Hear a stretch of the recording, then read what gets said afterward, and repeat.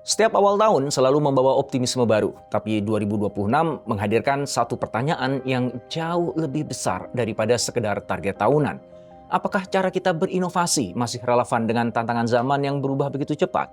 Dunia bisnis bergerak lebih gesit daripada 5 tahun lalu. Tekanan biaya semakin berat, teknologi, terutama AI, melompat tak terduga, dan pelanggan menjadi jauh lebih kritis dalam menilai sebuah produk ataupun layanan.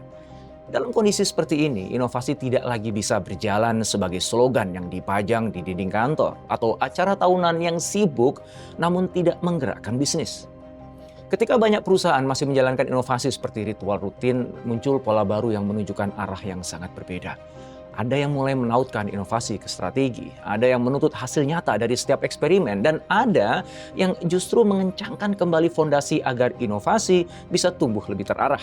Pertanyaannya, apa sebenarnya yang sedang berubah? Kemana arah perusahaan dunia bergerak? Dan bagaimana seharusnya kita merespon agar tidak terseret arus, tapi justru memimpin perubahan? Mari kita simak 5 tren inovasi korporat 2026.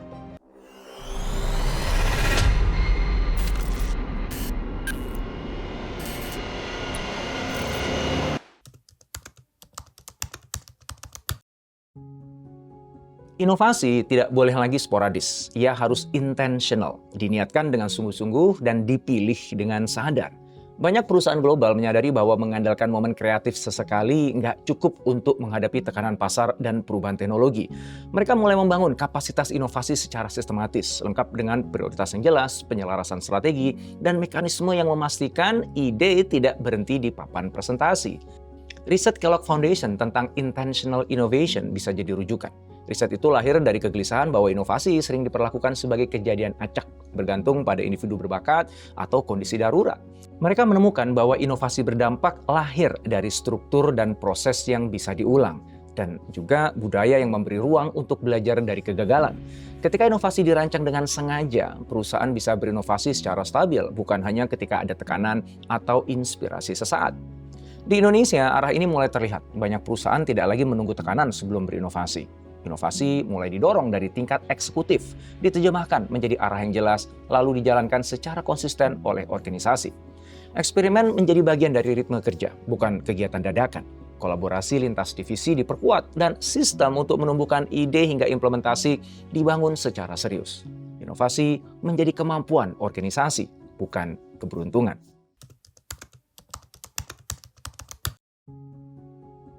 Inovasi kini bergerak dari seremoni menuju sesuatu yang benar-benar menghasilkan. Microsoft menajamkan fokusnya pada inovasi yang memperkuat Azure. Google menarik kembali energi dari berbagai proyek futuristik yang sulit diuangkan untuk menguatkan bisnis intinya seperti iklan, YouTube, dan juga cloud. Meta pun melakukan putar balik drastis setelah perjudian besar di Metaverse melemahkan performa bisnis. Lalu mengerahkan tenaga ke AI demi mengangkat kembali tulang punggung pendapatannya. Polanya sama di Unilever, Toyota, BMW, BP, dan juga Shell. Inovasi semakin ditautkan pada arus kas, efisiensi, dan nilai bisnis nyata. Ukurannya bukan lagi jumlah acara atau ide yang masuk, tapi seberapa besar inovasi itu menggerakkan performa perusahaan. Arah ini mulai terasa kuat di banyak perusahaan di Indonesia. Pada fase awal, banyak perusahaan bersemangat meluncurkan program inovasi, hackathon, workshop, inkubator, pelatihan, karena terlihat progresif. Namun seiring waktu, manajemen mulai sadar. Inovasi tidak boleh berhenti sebagai aktivitas penuh sorak-sorai, tapi hampa hasil. Perlu struktur, proses, dan kedisiplinan agar setiap inisiatif inovasi benar-benar menjawab tantangan bisnis. Antusiasme tidak cukup. Yang dibutuhkan adalah hasil yang bisa diukur. Di lapangan, tuntutan itu semakin jelas. Tim inovasi diminta menunjukkan kaitan langsung antara eksperimen yang dijalankan dan dampak komersial yang dihasilkan. Uji coba diarahkan untuk memangkas biaya, membuka peluang pendapatan baru, atau meningkatkan pengalaman pelanggan secara konkret. Unit bisnis mulai dilibatkan lebih awal agar prototipe tidak berhenti sebagai presentasi yang mengesankan tapi sulit untuk diterapkan. Banyak perusahaan mulai bekerja dengan ritme yang lebih ketat, menetapkan hipotesis yang jelas, menguji berdasarkan data, menilai metrik, lalu mengambil keputusan cepat, lanjut, perbaiki, atau hentikan. Di tengah tekanan ekonomi, tidak ada lagi ruang untuk inovasi yang hanya menciptakan kesibukan. Agar inovasi benar-benar menghasilkan, pimpinan perlu menetapkan tujuan yang jelas. Apakah inovasi bertujuan menciptakan produk dan layanan baru, atau memperbaiki cara kerja internal dan memperkuat budaya inovasi? Kejelasan tujuan akan menentukan desain program, kemampuan yang perlu dibangun, dan bagaimana hasil akan diukur. Program inovasi juga harus terhubung dengan strategi bisnis, bukan berdiri sebagai proyek sampingan yang berjalan sendiri. Tanpa itu, inovasi hanya menjadi ramai di permukaan tanpa memberi dorongan nyata pada daya saing.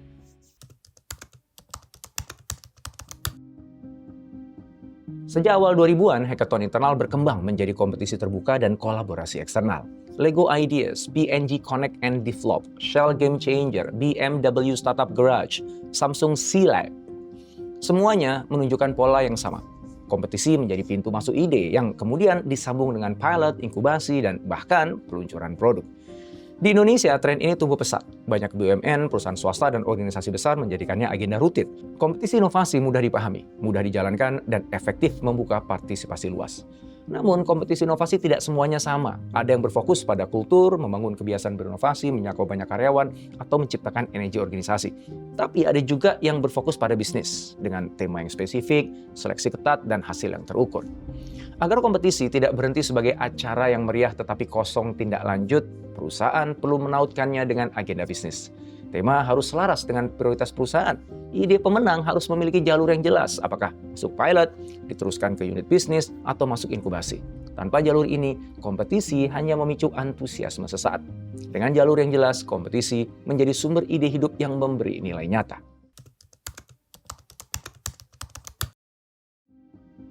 Tren ini pertumbuhannya paling cepat, inovasi berbasis AI.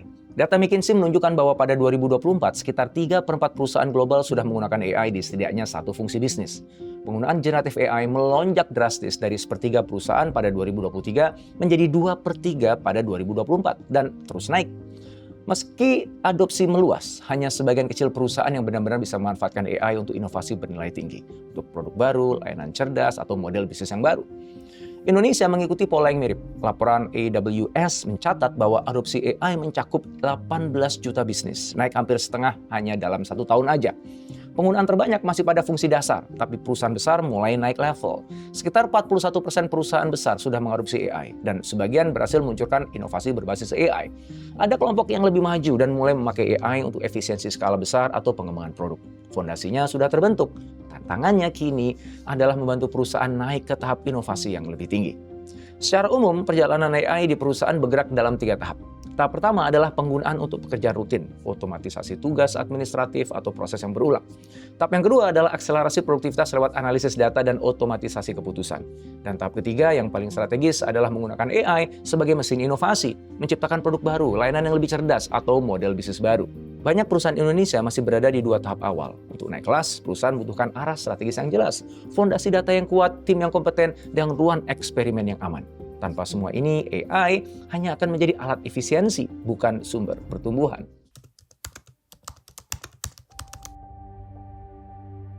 Inovasi kini semakin erat menyatu dengan strategi. Di banyak perusahaan global, inovasi bukan lagi pemanis strategi, tapi cara strategi dieksekusi. Apple menjaga kekuatannya lewat integrasi perangkat, layanan, dan chip buatan sendiri.